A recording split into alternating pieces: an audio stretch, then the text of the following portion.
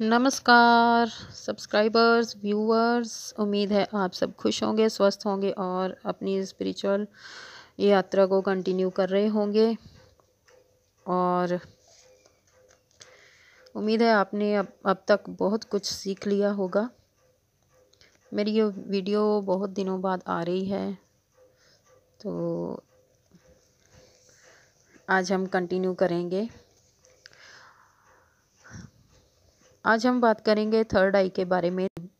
तीसरी आँख, आज्ञा चक्र को जागृत करना। आज्ञा चक्र को हम थर्ड आई बोलते हैं, तीसरी आँख बोलते हैं, तीसरा नेत्र बोलते हैं और इंट्यूशन भी बोलते हैं। थर्ड आई को साइंस में सिक्स सेंस भी कहा जाता है और अंतर्ज्ञान से भी जानते हैं। यानी कि जिसकी थर्ड आई ओपन हो जाती है उसको अंतर्ज्ञान हो जाता है, स्पिरिचुअल ज्ञान हो जाता है उसको। और इसको अगर हम साइंस के माध्यम से देखें तो थर्ड आई को पीनियल ग्लैंड कहते हैं और ये हमें कमांड देता है। पीनियल ग्लैंड यानी कि पीनियल ग्रंथि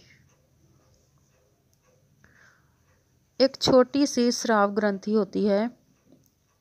ये माथे के मस्तिष्क के तीसरे श्रेवल में वर्टिकल के पिछले हिस्से में स्थित होती है, जो मस्तिष्क में द्रव से भरा होता है। यह मानव शरीर की सबसे छोटी ग्रंथि होती है। यानी कि हमारे शरीर में जितनी भी स्राविक ग्रंथियां हैं उनमें से ये सबसे छोटी ग्रंथि होती है, पीनियल ग्लैंड इसको बोलते हैं। यह मानव शरीर की सबसे छोटी ग्रंथि होती है जिसकी लंबाई 5 से 8 मिलीमीटर होती है। यह ग्रंथि मेलाटोनिन और सेरोटोनिन का उत्पादन करती है, जिससे नींद नियंत्रित होती है। मेलाटोनिन और सेरोटोनिन के माध्यम से ही हमारी नींद का आना या नींद का पूरा होना होता है। स्पिरिचुअल आई यानी थर्ड आई, तीसरी आँख जब जागृत होती है तो हम आध्यात्मिक दुनिया को समझ पाते हैं और जो हमारे जीवन में इस दुनिया में घटित होता है उस पैटर्न को समझने की शक्ति आ जाती है। जो दृश्य हम बाहरी आँखों से नहीं देख पाते वो हम तीसरी आँख से देख पाते हैं। सिद्ध योगियों की तीसरी आँख एक्टिव होने के कारण ही वह अदृश्य शक्तियों को और नकारात्मक सकारात्मक भूत प्रेतों को देख पाते हैं, क्योंकि उनकी तीसरी आँख ओपन होती है, उनकी आध्यात्मिक जागृति ओपन होती है। मणिपुर और आज्ञा चक्र का बहुत गहरा संबंध है। मणिपुर चक्र कॉन्फिडेंस और आज्ञा चक्र अवेयरनेस को दर्शाता है। जब दोनों चक्र बैलेंस में हो जाते हैं, यानी कि मणिपुर चक्र और आज्ञा चक्र जब दोनों में बैलेंस हो जाते हैं तो बहुत बड़े बदलाव होते हैं हमारे पूरे जीवन में, हमारे शरीर में। जब दोनों चक्र जागृत हो जाते हैं तो हम अपने आप पर और खुद अपने आप पर और अपने कामों पर फोकस करने लगते हैं। हमारा ध्यान लगने लगता है, कामों में जी लगने लगता है और हमेशा मोटिवेटेड और एनर्जेटिक महसूस करते हैं। हमारा मन करता है कि हम कुछ ना कुछ काम करते रहें और हम खोजते रहते हैं कि ऐसा क्या है जो हमें मोटिवेट करे और हम उसके लिए या अपने लिए कुछ ऐसा कर पाएँ कि जो हमें आगे लेके जाए, हमारे लिए ग्रोथ बने। सफलता के लिए आगे बढ़ने के लिए तैयार हो जाते हैं हम और हमेशा पॉजिटिव रहते हैं।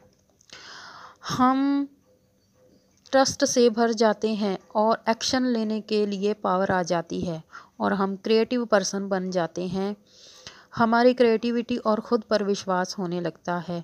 हमारे अंदर से हम अपनी क्रिएटिविटी को निकालने लगते हैं, जो कभी हमें पता ही नहीं होती कि हमारे अंदर क्या क्रिएटिविटी है, हम क्या कर सकते हैं, हमारे अंदर क्या क्या गुण है। और जब मणिपुर और आज्ञा चक्र जागृत हो जाते हैं तो हम अपने अंदरों के गुणों को जानने लगते हैं और उन पर काम करने लगते हैं। ठीक है जी। तीसरी आँख के बारे में और ज़्यादा जानने के लिए पीनियल ग्लैंड माथे के दोनों भौहों के बीच में स्थित होता है। इसे सबकॉन्शियस माइंड या अवचेतन मन भी कहा जाता है। भगवान ने हमें 5 इंद्रियां दी हैं जिनका प्रयोग हम अपने जीवन में आसानी से करते हैं। आँखें, कान, नाक, ठीक है। लेकिन ये छठी इंद्री है जो गुप्त रखी है, ये दिखाई नहीं देती, ये माथे के अंदर होती है, छुपी होती। इसकी शक्तियाँ भी गुप्त रहती हैं जिसका प्रयोग करने के लिए हमें प्रकृति के साथ बैलेंस करने के लिए मेहनत करनी होती है। अगर हमें अपनी तीसरी आँख या इसकी शक्तियों का प्रयोग करना है, जागृत करना है, तो भाई हमें कुदरत के साथ बैलेंस बनाना होगा और अपने ऊपर मेहनत करनी होगी, जिसे हम मेडिटेशन या ध्यान कहते हैं, और अच्छे अच्छे काम, अच्छे कर्म करने होंगे। ठीक है जी।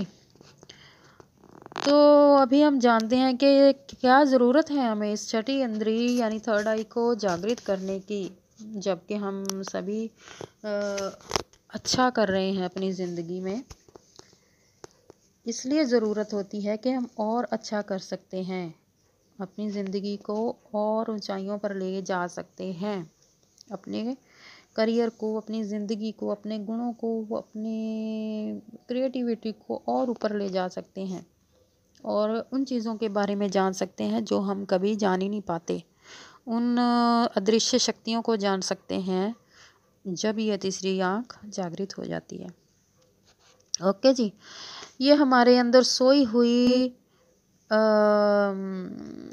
अवस्था में होती है, इसे जगाने की कोशिश करनी चाहिए, यानी कि इसे जागृत कर लेना हमारे लिए बहुत फ़ायदेमंद होता है।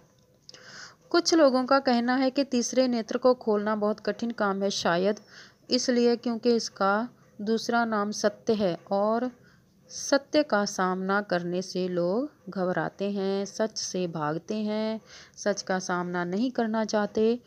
तो ये करना मुश्किल ज़रूर हो सकता है, लेकिन नामुमकिन नहीं हो सकता। जैसे कि आपने जाना है कि तीसरा नेत्र, थर्ड आई, शक्तियों का स्रोत है। इसके जागृत होने के बाद आपसे हीलिंग एनर्जी का प्रवाह होने लगता है।